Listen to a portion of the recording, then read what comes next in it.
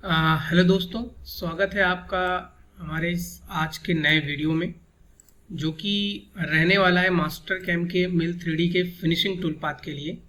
जैसा कि हमने लास्ट वीडियो अपलोड किया था जिसके अंदर मास्टर कैम में रफिंग और रेस्ट रफिंग का प्रोसेस आप कैसे यूज़ कर सकते हो, स्टॉक मॉडल कैसे बना सकते हो आप, और उसके साथ साथ कैसे आप उनके पैरामीटर्स को फिल आउट कर सकते हो, वो हमने उसके अंदर कवर अप किया था। सो आज का जो हमारा टॉपिक रहने वाला है वो रहेगा मास्टर कैम के फिनिशिंग टूल पाथ को आप कैसे यूज़ कर सकते हो, कौन सी स्ट्रेटजी किस तरीके से वर्क करती है, कौन सी बेटर होती है, किससे हमारा काम काफ़ी इजी और सिंपल हो जाएगा, वो हम सारा इस फिनिशिंग टूल पाथ के अंदर देखने वाले हैं। सो बिना टाइम वेस्ट किए हम स्टार्ट करते हैं। अगर आपने रफिंग का वीडियो नहीं देखा है तो पहले आप उसको वॉच कीजिए, क्योंकि जो स्टार्टिंग है 3D प्रोग्रामिंग का वो आपको रेस्ट रफिंग और रफिंग आपको उसी टूल पाथ के अंदर मिलेंगे, उसी वीडियो के अंदर मिलेंगे। तो आप उसको एक बार वॉच कर सकते हैं, देन आप इस पे आएंगे तो आपको ये इजी तरीके से आपको मेथड समझ में आएगा। तो जैसा कि हमने लास्ट वीडियो में अपना रफिंग बनाया था फर्स्ट, देन इसके बाद फिर रेस्ट रफिंग बनाया था। तो इसके बाद हम यहाँ पे वॉल एंड फ्लोर फिनिशिंग का टूल पाथ बनाने जा रहे हैं।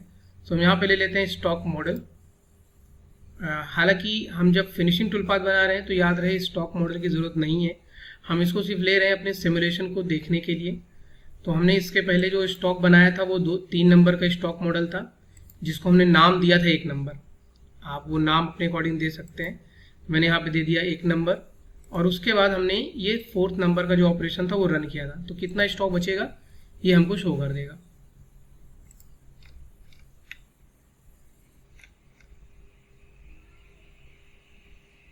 व्यू में जाके हम मल्टी थ्रेडिंग में चेक कर सकते हैं कि कहाँ पे हमारा कितना प्रोसेस हो रहा है। तो ये कुछ मटेरियल्स अभी हमारे बचे हुए हैं, जैसा कि आपको यहाँ पे दिख रहा है, राइट। तो हम फिनिशिंग के टूल पाथ को भी परफॉर्म करेंगे। सो फिनिशिंग के अंदर हमें स्ट्रेटजी समझ लेना है। फर्स्ट, वाटर लाइन जो है वो हमारा वॉल फिनिशिंग के लिए यूज़ होता है, तो इसको इससे हम वॉल फिनिशिंग करेंगे हमारे पर्टिकुलर इस पार्ट का। देन रास्टर जो है वो आपका एक लीनियर मोशन में टूल पाथ बना के देता है 3D के लिए, तो उसका भी यूज़ कर सकते हैं हम, और साथ में इक्वल स्केलअप का भी। तो बेसिकली क्या है, वॉल और फ्लोर के लिए हम इन दोनों में से कोई एक टूल पाथ यूज़ करते हैं। तो हम देखेंगे किस तरीके से हम दोनों को यूज़ कर सकते हैं। हाइब्रिड हमारा इक्वल स्केलअप और वाटर लाइन का कॉम्बिनेशन है हाइब्रिड टूल पाथ, तो ये कैसे वर्क होगा वो देखेंगे। कॉर्नर मशीनिंग के लिए पेंसिल टूल पाथ है। एंड अगर कोई अंडरकट एरियाज हैं वॉल या फ्लोर के लिए या वॉल की मशीनिंग पे, तो आप यहाँ पे कंटूर टूल पाथ का यूज़ कर सकते हैं। कंटूर 3D का टूल पाथ है ये। और ब्लेंड मिल और भी बाकी टूल पाथ्स हैं जिसको हम कवर अप करने की कोशिश करेंगे इसके अंदर। सो यहाँ पे वाटर लाइन ले लेते हैं फर्स्ट। सो पेज जो हमारा है वो सिमिलर ही रहेगा जैसा अभी तक हम देखते हुए आ रहे थे। फर्स्ट हमको यहाँ पे अपना मॉडल सिलेक्शन करना है पूरा, एंड स्टॉक इसके बाद हमारा बचने वाला है अब 00। And then tool path control. So हमारा टूल पाथ किसके अंदर परफॉर्म होगा, तो हम यहाँ पे लूप ले लेंगे क्योंकि मुझे पूरा इसका अपर लूप सिलेक्शन देना है। सो यहाँ पे हमने बॉडी कॉर्नर एरिया हमने सिलेक्टेड कर दिया है, और हमने यहाँ पे सेंटर रखा है, यानी कि इसके सेंटर से हमारा टूल पूरा काउंटिंग करेगा।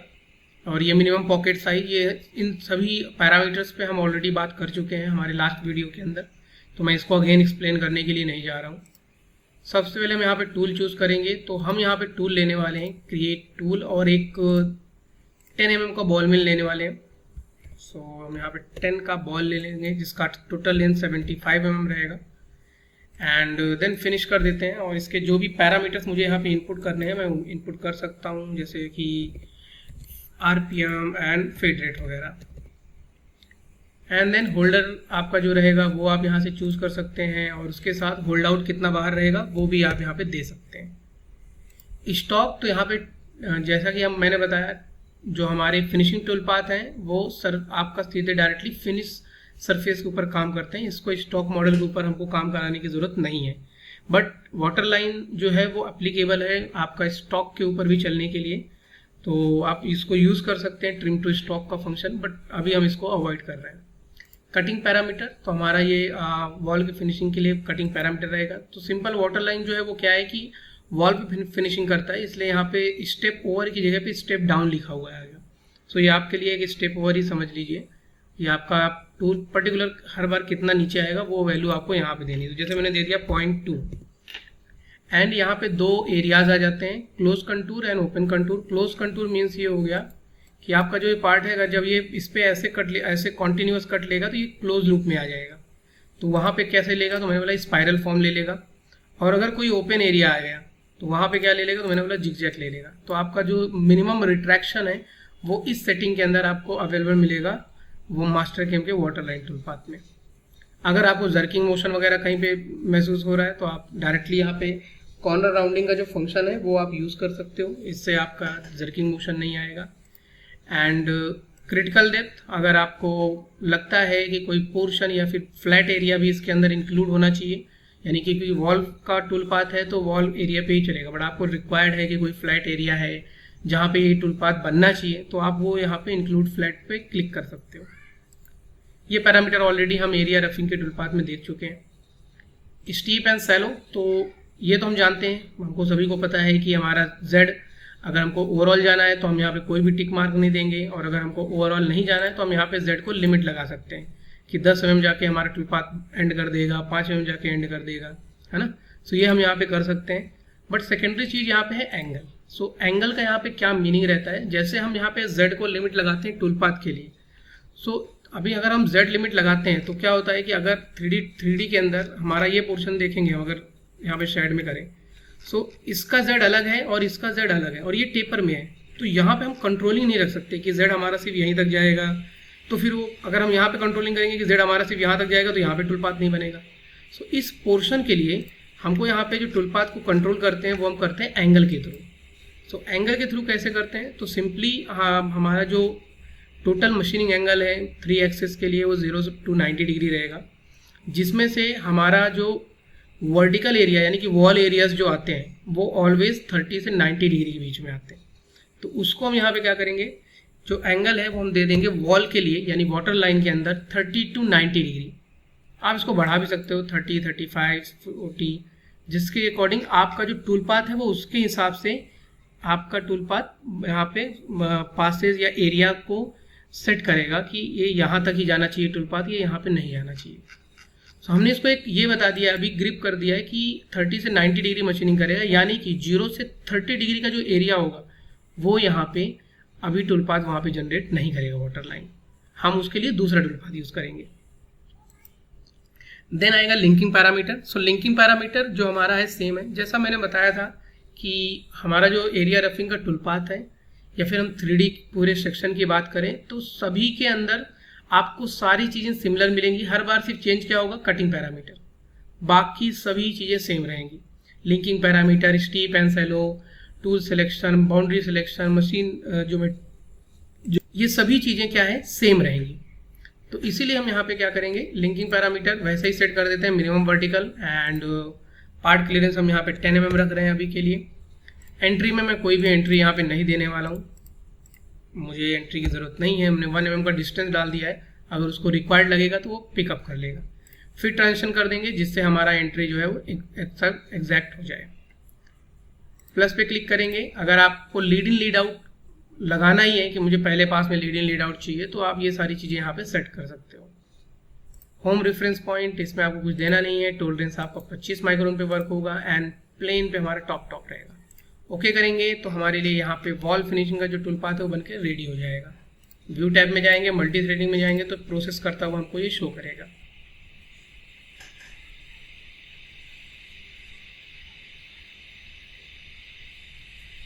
तो यहाँ पे टूल पाथ जनरेट हो गया है और काफ़ी बेहतरीन और इजी तरीके से यहाँ पे हमारे पास वॉल के फिनिशिंग के लिए टूल पाथ बन गया है। अगर इसको हम बैक प्लॉट करेंगे तो हम यहाँ पे देख पाएंगे हमारा टूल पाथ किस तरीके से यहाँ पे सिमुलेट करेगा।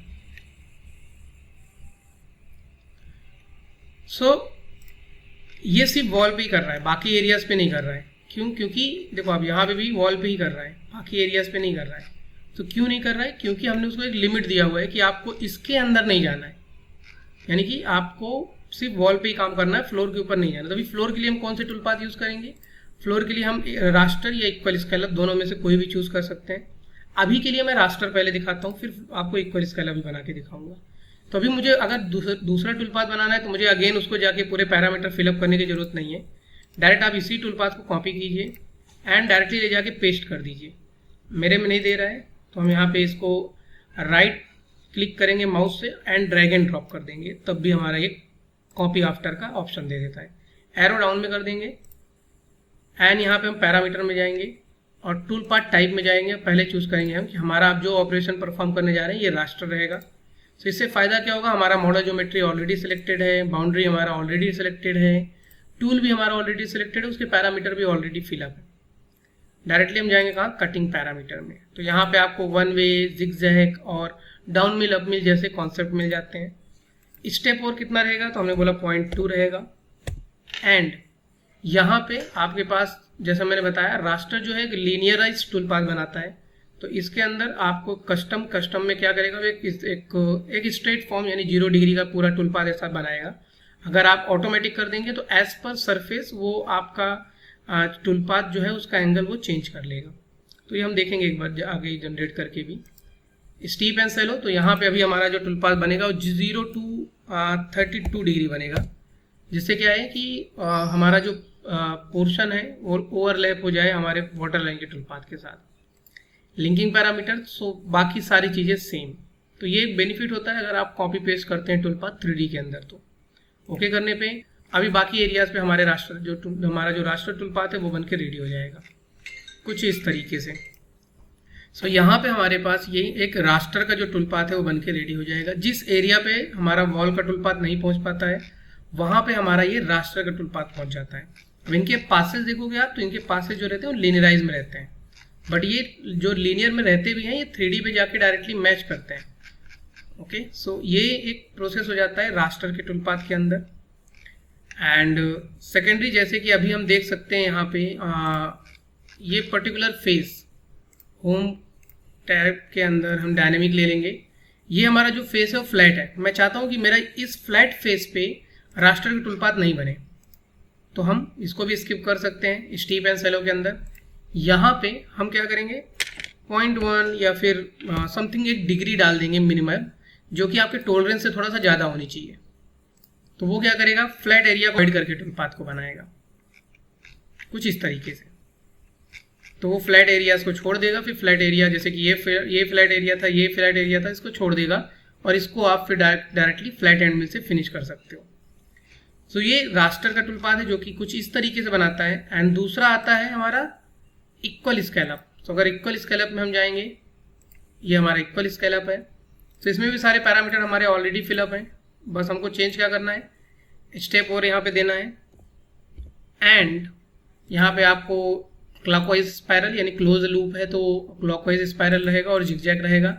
रिवर्स कट ऑर्डर बंद कर देना है क्योंकि इससे क्या होगा कि ये एक राउंड में टूल पाथ बनाता है इक्वल स्केलअप। तो ये क्या करेगा, आपका सेंटर से बाहर की तरफ टूल पाथ बनाएगा, और अगर हम इसको बंद करके रखेंगे तो ये बाहर से अंदर की तरफ टूल पाथ बनाएगा। स्मूथिंग को ऑन कर देंगे, थोड़ा सा टूल पाथ वो स्मूथ करके रखेगा। एंड सेम थिंग, अगर आपको एंगल में, अगर आपको फ्लैट एरिया पे कवर अप नहीं चाहिए इस टूल पाथ का, तो आप यहाँ पे फ्रॉम 0.1 एंगल से आप चालू कर सकते हो। तो ये अभी पासेस बनाएगा जो कि सिमिलर टू एक तरीके से फ्लोर के लिए रहेंगी क्लॉकवाइज स्पाइरल के अंदर। व्यू में जाएंगे, मल्टी थ्रेडिंग में जाएंगे और हमारे पास यहाँ पे टूल पाथ जो है वो जनरेट हो रहा है, जिसको हम हाई सेटिंग पे लगा देंगे, जिससे हमारा टूल पाथ जल्दी प्रोसेस हो जाएगा। सभी इसके पासेज आप देखोगे तो ये एक आपका जो पासेज है वो सभी के सभी पासेज एक कॉन्टिन्यूअस स्पाइरल फॉर्म और एक क्या बोल सकते हैं हम इसको, ऑफसेट फॉर्म में यहाँ पे क्रिएट हो जाते हैं। सो ये क्या है, ये हमारा एक इक्वल स्केलअप टूल पाथ है। चाहे आप इक्वल स्केलअप यूज़ करो, चाहे आप रास्टर यूज़ कीजिए, वाटर लाइन के साथ कॉम्बिनेशन में आप ये दोनों टूल पाथ को रन कर सकते हो। चाहे आप इक्वल स्केलअप ले लीजिए, चाहे वो आप रास्टर ले लीजिए। एंड देन मैं सेम टूल पाथ को कॉपी पेस्ट कर देता हूँ, कॉपी आफ्टर, एंड एरो को नीचे कर लेते हैं। एंड देन इसके बाद जो हमने टूल पाथ बनाए हैं इक्वल स्केलअप और वाटर लाइन, इन दोनों का कॉम्बिनेशन टूल पाथ है हमारा ये हाइब्रिड टूल पाथ। बाकी सब सिलेक्शन हमारा सेम रहेगा, रिमेनिंग सिलेक्शन सभी सेम रहेंगे। मॉडल ज्योमेट्री हो गया, टूल पाथ कंट्रोल हो गया, टूल हो गया। और यहाँ पे हमारे पास दो चीज़ें आ जाती हैं। पहला तो हम यहाँ पे क्लोज लूप को यहाँ पे क्लाइम करेंगे।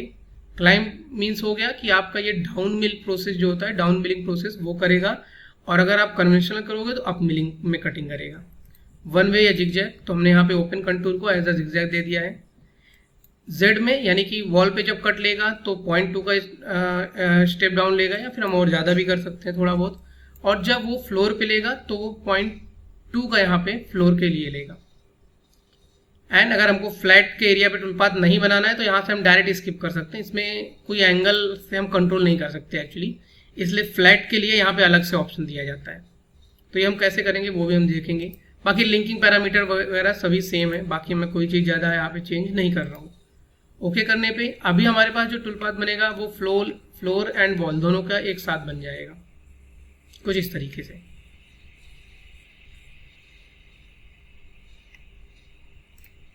सो एकदम मिनिमाइज लिंकिंग है इसका कुछ इस तरीके से।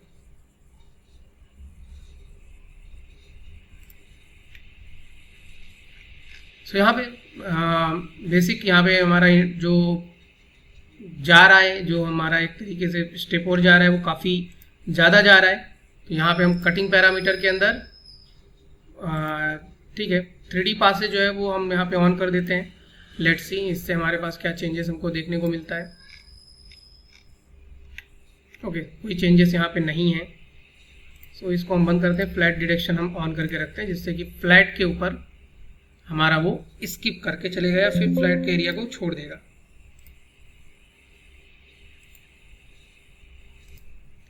सो यहाँ पे हम फ्लैट पे हम रख देते हैं, कुछ स्टेप ओवर डाल देते हैं। तो फ्लैट पे वो क्या करेगा, स्टेप ओवर पे यहाँ पे स्टेप ओवर्स में जनरेट कर देगा। अगर हम नहीं करेंगे तो फ्लैट पोर्शन को छोड़ के जाएगा जैसा वो छोड़ा हुआ है यहाँ पे। अभी मैं एक जस्ट फ्लैट स्टेप और यहाँ पे इनपुट कर देता हूँ 0.2 का, तो यहाँ पे 0.2 के और भी फ्लैट्स में वो क्रिएट कर देगा।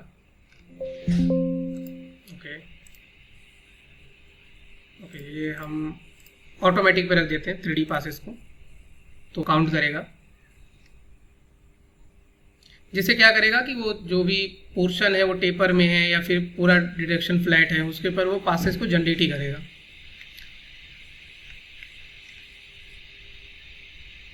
तो यहाँ पे मल्टी थ्रेडिंग में जाएंगे तो हमको यहाँ पे दिख जाएगा कि हमारा कितना प्रोसेस हो रहा है। तो यहाँ पे कुछ पासेस हमारे पास फ्लैट पोर्शन पे जनरेट हो गए हैं, कुछ जितना भी हमने स्टेप ओवर इनपुट किया था उतना।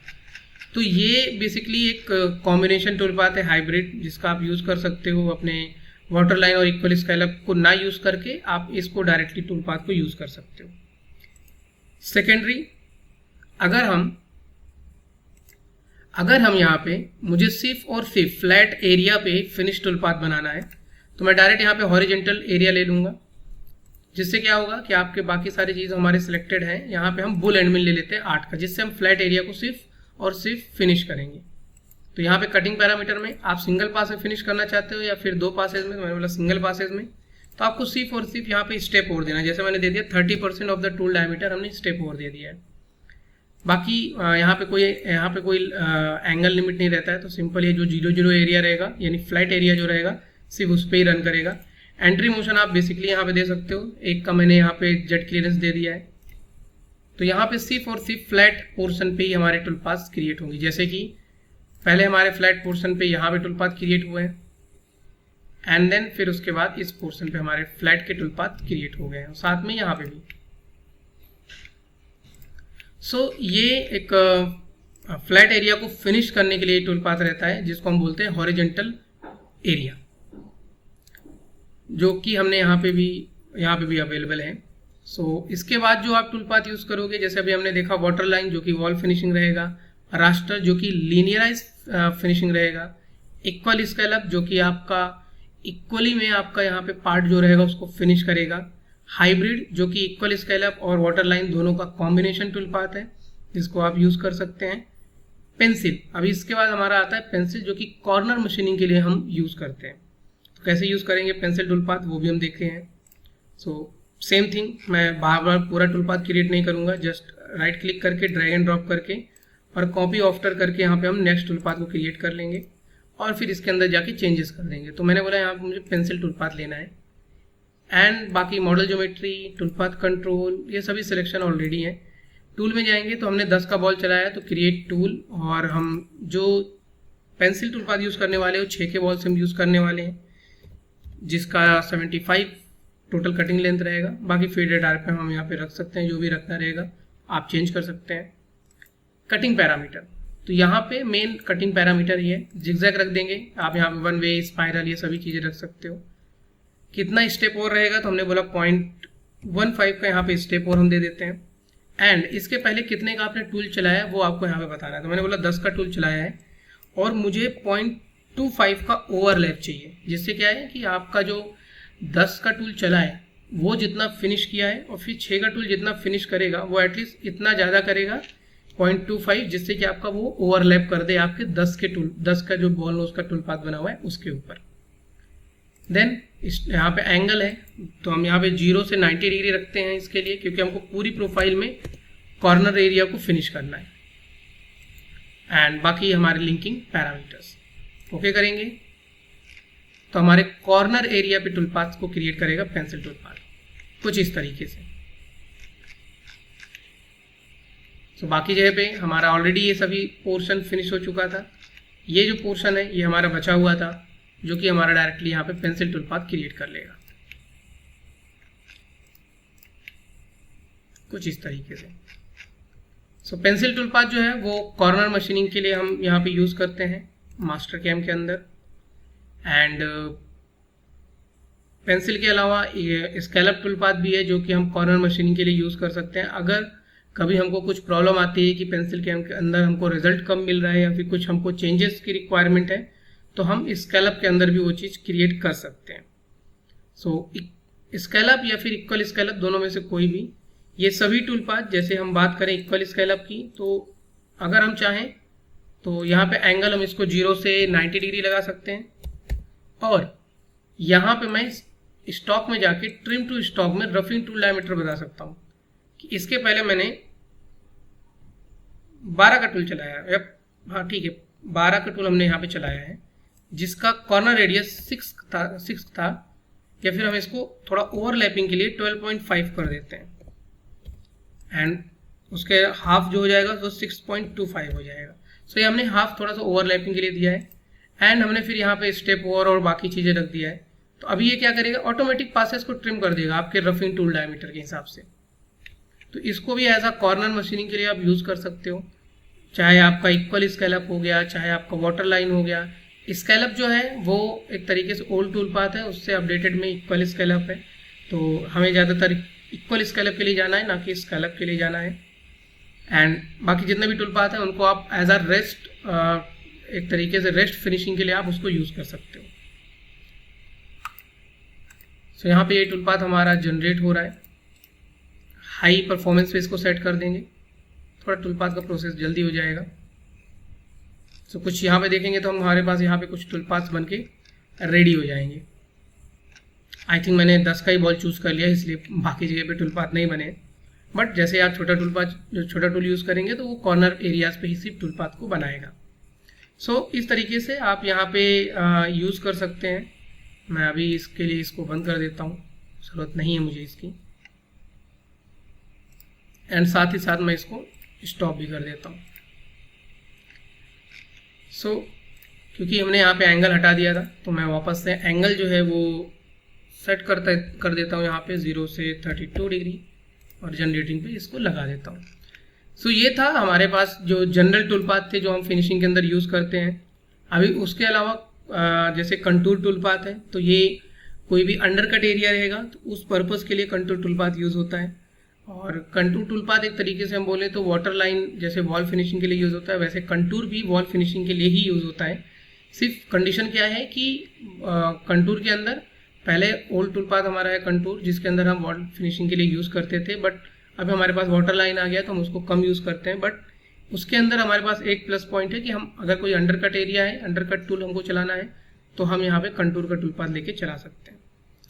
ब्लेंड टूल पाथ जो है वो 2 कर्व के बीच में मशीनिंग करता है। जैसे हम बात करें सरफेस मशीनिंग के बारे में, मुझे एक एरिया पे मशीनिंग करना है, जैसे मुझे इस पर्टिकुलर एरिया पे फिनिश टूल पाथ बनाना है, तो हम यहाँ पे जाते हैं ब्लेंड, और सेम सिलेक्शन है, मैं दोबारा सेलेक्ट कर रहा हूँ बट ज़रूरत नहीं है। पूरा मॉडल हम यहाँ पे सेलेक्ट करेंगे, टूल पाथ कंट्रोल, तो आप देख सकते हैं कि हमारा इस बाउंड्री के अंदर टूल पाथ बनेगा बस। और ब्लेंड के अंदर हमको डिफाइन करना पड़ता है कर्व। तो यहाँ पे हम कर्व डिफाइन करेंगे, तो हमको 2 कर्व डिफाइन करने पड़ते हैं। तो यहाँ पे जैसे हम एक कर्व डिफाइन करेंगे, ये हमारा फर्स्ट कर्व ये हो गया, एंड देन सेकेंड कर्व हमारा ये हो गया। तो क्या करेगा, इन दोनों के बीच में टूल पाथ बनाएगा। टूल सिलेक्शन करेंगे, सपोज मैंने 6 का बॉल एंड में ले लिया है, और यहाँ पे आप स्टेप और दे सकते हैं 0.5 या मैंने एक समथिंग दे दिया हमने 1 mm का, जिससे हमारा टूल पाथ थोड़ा जल्दी प्रोसेस हो सके। 2D और 3D यहाँ पे 2 स्ट्रेटजीज आप चूज कर सकते हो। स्टीप एंड सेलो तो कोई भी एंगल लिमिट आप नहीं लगा सकते हो, जितना आप 2 कर्व सिलेक्ट करोगे उसके बीच में ही टूल पाथ बनाएगा। एंड बाकी फिर यहाँ पे लिंकिंग पैरामीटर है, जो कि सेम अभी तक हम देखते हुए आ रहे हैं सभी के अंदर। और फिर ट्रांजिशन ओके करेंगे। सो यहाँ पे हमारे पास एक परफेक्ट टूल पाथ, एक जिस तरीके से हमारा कर्व रहता है उसी तरीके से हमारा वो टूल पाथ बन जाता है। अभी हमारा टूल पाथ इसके अंदर जा रहा है, तो नहीं जाए तो उसके लिए हमको सिंपली वायर सरफेस में जाके इस पर्टिकुलर होल को पैच करना पड़ेगा। फिल होल में जाके आप इसको पैच कर सकते हो। एंड देन ब्लेंड के अंदर आप जाके मॉडल ज्योमेट्री में आप जैसे इसको सिलेक्शन में दे देंगे, आपका टूल पाथ उसके अंदर नहीं जाएगा, कुछ इस तरीके से। सो ब्लेंड के अंदर बेसिकली क्या है कि आप जो पैटर्न देते हो, 2 कर्व जो देते हो, वो उसके लिए एज अ पैटर्न हो जाता है और उन दोनों के बीच में ही वो वर्क करता है। और इसको आप अलोंग एंड अक्रॉस 2 टाइप से आप टूल पाथ को बना सकते हो। अगर हम अक्रॉस करेंगे तो हमारा टूल पाथ कुछ इस तरीके से बन जाएगा। सो ब्लेंड जो है एक तरीके से हम सरफेस मशीनिंग कॉन्सेप्ट के लिए यूज करते हैं, जिसमें हमको जैसे टाइप में टूल पाथ एंट्री और टूल पाथ का मोशन चाहिए हम ब्लेंड के अंदर वो रख सकते हैं। फ्लो लाइन है, सो फ्लो लाइन भी काइंड ऑफ सिमिलर है, बट फ्लो लाइन क्या है कि आप जो भी सरफेस पिकअप करते हो, जैसे मैं इस रेडियस को ओनली टूल पाथ बनाना चाहता हूँ फिनिश करने के लिए, तो सिर्फ सरफेस सेलेक्ट करेंगे और सेलेक्ट करने के बाद आपको यहाँ पे फ्लो मिलेगा। तो यहाँ पे फ्लो आपको दिख रहा है, तो हम यहाँ पे कटिंग डायरेक्शन दे देंगे कि हमारा ये कटिंग डायरेक्शन रहने वाला है। ओके करेंगे और यहाँ से हम एक टूल ले लेंगे जो कि शायद यहाँ पे 1.5 का रेडियस है, तो यहाँ पे क्रिएट टूल हम 2 का बॉल ले लेते हैं अभी के लिए। एंड टोटल लेंथ हमारा यहाँ पे रहेगा 75 mm। एंड देन आप यहाँ पे ये पेज थोड़ा सा डिफरेंट है, ये थोड़ा सा पेज जो है वो लेथ इन्वायरमेंट के टाइप का है। तो एक्चुअली ये ओल्ड इंटरफेस है मास्टर कैम का, ये ओल्ड टूल पाथ है। तो यहाँ पे क्लियरेंस, रिट्रैक्ट, फीड प्लेन रख सकते हैं। इसके बाद स्टॉक कितना बचेगा वो आप यहाँ पे रख सकते हो। फिनिश फ्लो लाइन में आपको हमेशा डिस्टेंस के अंदर स्टेप और देना है, जैसे हमने दे दिया 0.2, और जिगजैग रहेगा या 1 वे रहेगा वो आप यहाँ से दे सकते हैं। एंड ओके करने पे आपका यहाँ पे एक सिर्फ उतने ही रेडियस का टूल पाथ बन के रेडी हो जाएगा, जो कि सरफेस फिनिश फ्लो लाइन से बनेगा। तो अगर आपको सिंगल सरफेस मशीनिंग करना है तो उस केस में आप यहाँ पे जैसे जिगजैग है, हम स्पाइरल भी वहाँ पे दे सकते हैं। यहाँ पे स्पाइरल दे देंगे तो स्पाइरल में बन जाएगा हमारा प्रोसेस। तो आपके ऊपर डिपेंड करता है आप कौन सी स्ट्रेटजी कहाँ पे आप यूज़ करना चाहते हो, सो उसके ऊपर आप यूज़ कर सकते हैं। स्पाइरल और रेडियल बेसिकली राउंड प्रोफाइल के लिए रहते हैं, तो आगे कभी लगा तो हम उसको एक बार उसके लिए भी एक अलग से टूल पाथ बनाएंगे। बट जनरली जो हम टूल पाथ यूज़ करते हैं वो है water line, raster, equal scale-up, hybrid, pencil, blend, contour, horizontal and finish flow line. ये टूल पाथ हम ज़्यादातर कंडीशंस में यूज़ करते हैं। और 2025 से यहाँ पे एक नया टूल पाथ आ गया है जो कि है डीवर 3 एक्सेस। अगर आपको बॉल नोज से ही आपके, जैसे मेरे पास ये कॉर्नर एरिया है, मुझे इस पर फिनिश का टूल पाथ बनाना है, या सॉरी हमारे पास यहाँ पे कॉर्नर है और इसमें मुझे चैम्फर क्रिएट करना है, तो यहाँ पे हम इसका डेवर का टूल पाथ ले लेंगे। सो डेवर के टूल पाथ के अंदर आप जो भी बॉल नोज से आप फिनिश करना चैम्फर लगाना चाहते हो वो बॉल नोज चूज़ कर लीजिए। एंड देन मशीनिंग ज्योमेट्री अपना सेलेक्ट कर दीजिए पूरी ही। एंड देन ऑटो डिटेक्शन में क्या है कि वो ऑटोमेटिक खुद देखेगा कौन सा शार्प एरिया है, वहाँ पे वो चैम्फर लगाएगा। या फिर आप इसको यूज़र डिफाइन कर सकते हैं और इसको बोल सकते हैं कि सिर्फ और सिर्फ यहाँ पे चैम्फर लगाना है मुझे। कितने का चैम्फर रहेगा वो अमाउंट आप यहाँ पे डालेंगे कांस्टेंट विड्थ के अंदर। टूल एक्सेस आपका 3 एक्सेस के अंदर चलेगा। और लिंकिंग आप रख सकते हैं, जब वो लिंक करेगा तो हमने दे दिया 1 का रेडियस और 0.5 का यहाँ पे हमने मिनिमम रेडियस दे दिया है। एंड उसके साथ साथ यूज़र डिफाइंड G43 यानी क्लियरेंस हमारा जो रहेगा वो हमने यहाँ पे दे दिया 50 mm। एंड बाकी यहाँ पे रैपिड और फीड प्लेन जो है वो हम यहाँ पे इनपुट कर देंगे। इतना करने पे हमारे पास यहाँ पे कॉर्नर चैम्फर का टूल पाथ बन के अपने बॉल नोज से कंप्लीट मिल जाएगा कुछ इस तरीके से। सो ये डीबग 3 एक्सेस का टूल पाथ है जो कि मास्टर कैम के अंदर अभी स्टार्ट हुआ है। सो अगर हम यहाँ पे जाएं और water line, equal scale-up, horizontal, ये टूल पाथ बने हुए हैं, इनको जस्ट हमको रन करके एक बार देखना है। तो यहाँ पे हम जाएंगे और अपने टूल पाथ को सिलेक्शन देंगे, select all tool path, verify. तो हमें ये 3D में सिमुलेशन करके दिखाएगा।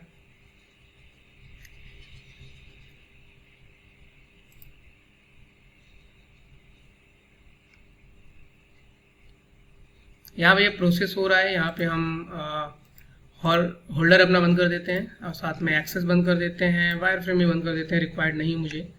यहाँ पे हम स्टॉप कंडीशन लगा सकते हैं, जैसे मैंने स्टॉप कंडीशन लगा दिया कि अगर जब ऑपरेशन चेंज होगा तो यहाँ पे हमारा टूल पाथ स्टॉप होना चाहिए, जब तक मैं प्ले नहीं करूँ तब तक नेक्स्ट टूल पाथ नहीं चलना चाहिए। तो यहाँ पे फर्स्ट रफिंग हो गया हमारा, एंड देन इसके बाद हमारा टूल जो है वो चेंज होगा और यहाँ पे रेस्ट रफिंग का जो प्रोसेस हो रहा है वो होगा। वेरीफाई में मैं कलर लूप डाल देता हूँ जिससे कि सभी टूल पाथ के कलर हमको अलग अलग दिखेंगे। यहाँ पे अभी 10 का हमारा बॉल नोज आ गया जो कि यहाँ पे हमारा फिनिश करेगा परफेक्टली वॉल एरिया को। मैं स्पीड को थोड़ा फास्ट कर देता हूँ। सो ये वॉल एरिया को फिनिश करेगा एंड देन उसके बाद हमारा ये इक्वल स्केलअप आ जाएगा जो कि बाकी फ्लोर एरिया जो हमारे बचे हुए हैं उनको फिनिश करेगा। एंड देन उसके बाद हमारा ये फ्लैट एंड मिल है जो कि फ्लैट एरिया को फिनिश करेगा। एंड उसके साथ साथ हमारा ये पेंसिल टूल पाथ है जो कॉर्नर एरिया को फिनिश करेगा। एंड देन बाकी जो हमने टूल पाथ बनाए हुए हैं जस्ट फॉर चेकिंग वो यहाँ पे आपके जैसे कि हमारा ये फ्लो लाइन का टूल पाथ आ जाएगा। सो इस तरीके से ये सारे टूल पाथ परफॉर्म होते हैं। सो कोई भी पार्ट, चाहे आपके पास कोई 3D कंपोनेंट है या फिर कोई डाई एंड मोल्ड का पार्ट है, आप इजी तरीके से मास्टर कैम के अंदर रफिंग और फिनिशिंग स्ट्रेटजीज का यूज़ करके आप अपने पूरे पार्ट को फिनिश कर सकते हो। सो आई होप मैंने सारी चीज़ें फिनिशिंग टूल पाथ के रिलेटेड में यहाँ पे कवर अप की हैं। अगर कोई चीज़ ऐसी रहे जो आपको लगता है कि इसके बारे में क्लियर नहीं हो रहा है तो आप प्लीज़ कमेंट कीजिए, हम उस टॉपिक के ऊपर अलग से भी वीडियो बना सकते हैं। सो आई होप आपको ये सारा प्रोसेस या सारा चीज़ समझ में आया होगा। एंड इसी के साथ हमारा ये मास्टर कैम मिल 3D की जो प्रोग्रामिंग का जो वीडियोस हैं वो एंड हो जाते हैं। इसके बाद हम स्टार्ट करेंगे हमारे मल्टी एक्सिस की स्ट्रेटजी, बट उससे पहले बीच में हम 3+2 यानी कि पोजिशनल मशीनिंग कैसे करते हैं उनके बारे में जानेंगे। एंड देन फिर हम मल्टी एक्सिस की अपनी जो सीरीज़ है वो हम स्टार्ट करेंगे। तो तब तक देखते रहिए, वॉच करते रहिए, सीखते रहिए और लाइक एंड सब्सक्राइब करते रहिए वीडियो को। जल्दी मिलते हैं अपने नेक्स्ट वीडियो के अंदर नए और नेक्स्ट टॉपिक में। तब तक के लिए धन्यवाद।